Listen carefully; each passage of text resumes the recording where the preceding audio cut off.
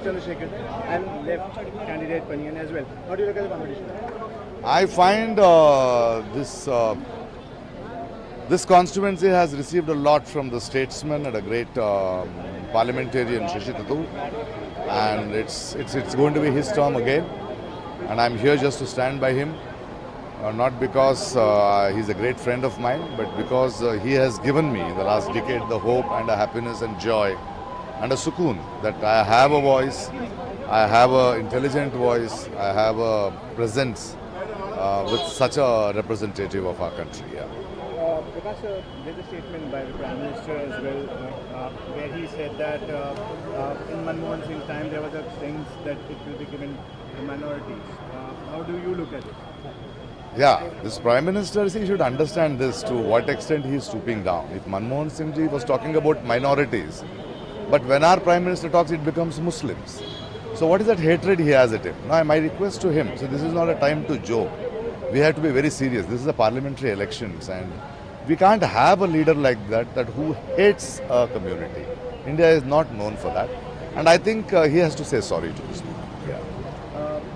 Left fielding the candidate, you have been very vocal that they shouldn't have fielded the candidate. What's your take on that? See, I'm very sure. See, why I'm saying is, I find Shashi Tharoor is next to me. I find him as a statesman, I find him as an orator, a writer, a right-thinking perspective, who is the most secular parliamentarian I've seen. And I have nothing against the left.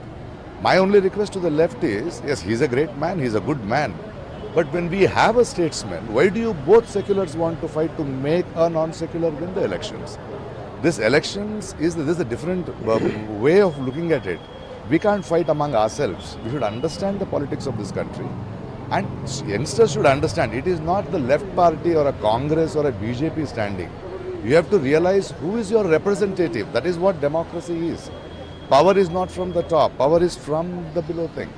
And if there is one leader who has emerged for the last 2 decades, whom the world listens, whom the country listens, who looks like a statesman, why do you want to fight him out? What do you get out of it?